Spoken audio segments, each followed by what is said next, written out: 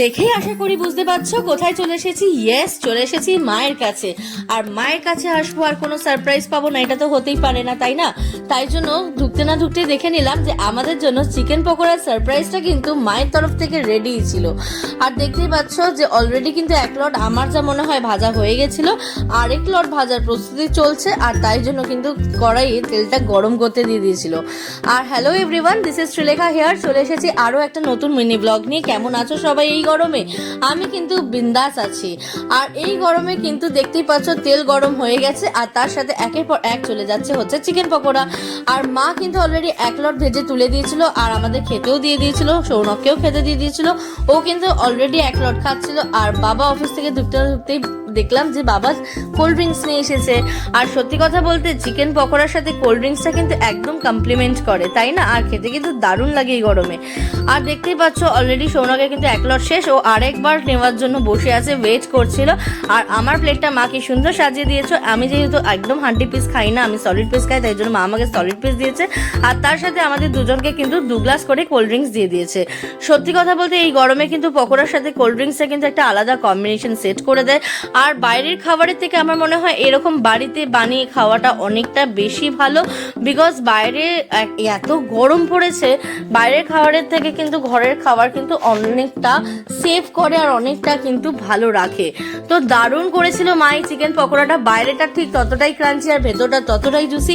আর মায়ের হাতে রান্না অলওয়েজ বেস্ট, ওটার তো আলাদা কোনো জাজমেন্টই হয় না বস। দেখতেই পাচ্ছ পকোড়ার সাথে সাথে কিন্তু আমি কোল্ড ড্রিঙ্কসটা খেতেও ভুলছি না। এক চুমুক করে কোল্ড ড্রিঙ্কস, একটা করে পকোড়া, কম্বিনেশন জমে কি আর লাগছে একটা আলাদা লেভেলের অফ স্যাটিসফ্যাকশন। তো যাই হোক, পকোড়াটা খেতে খেতে আমরা শেষ করে দিলাম। আর দুজনে মিলে কি জমিয়ে পকোড়া খাচ্ছিলাম, আর এতটা ভালোও লাগছিল খেতে, কি আর বলবো। তো তাই জন্য পকোড়াটাকে আমরা কন্টিনিউ করলাম। আর এই যে মায়ের প্লেটটা অলরেডি সাজিয়ে নিয়ে চলে এসেছে। মা যেহেতু সলিড পিস খায় না, মা হাড্ডি বেশি প্রেফার করে, তাই জন্য মা হাড্ডিওয়ালা পকোড়া নিয়ে নিয়েছিল। আর তারপর মা সৌনককে দিলখুশ খেতে দিয়েছিল, আমাকেও এক প্যাকেট দিয়েছিল, কিন্তু আমি আমারটা চালাকি করে সাইড করে রেখে দিয়েছি। বাবা, আমি জানি ওটা সৌনকের সামনে নিয়ে এলে সৌনক ওটাও খেয়ে নেবে, বিকজ ওর তো একটা মিষ্টি কোর। তো যাই হোক, ওর দিলখুশ থেকে আমি কিন্তু ভাগ বসাতে ছাড়ছে না, এটা আমার কিন্তু জন্মগত অধিকারী বলতে পারো। তো কাড়াকাড়ি করে ঝগড়াঝাটি করে আফটার অল আমি দিলখুশটা খেয়েই নিলাম ওর থেকে। আর এক কথায় দিলখুশটা বাবা কোথা থেকে এনেছিল জানি না, কিন্তু খেয়ে পুরো দিল খুশ হয়ে গেল।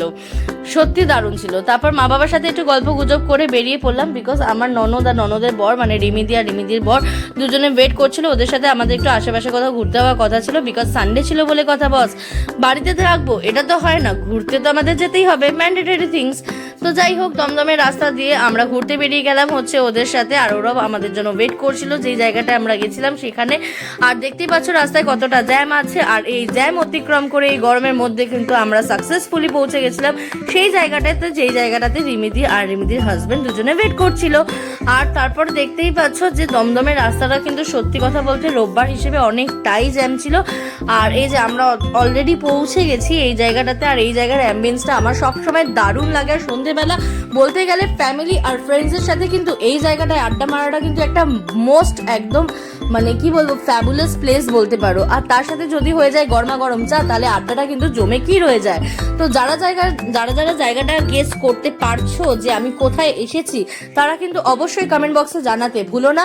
আর হ্যাঁ, তার সাথে জায়গাটার নামটাও কিন্তু মেনশন করতে ভুলো না বস। আর যদি আমার ভিডিওগুলো ভালো লেগে থাকে তাহলে please do like, comment, share and subscribe our YouTube channel Srilekha Dev. তো ভুলো না কিন্তু সাবস্ক্রাইব করতে।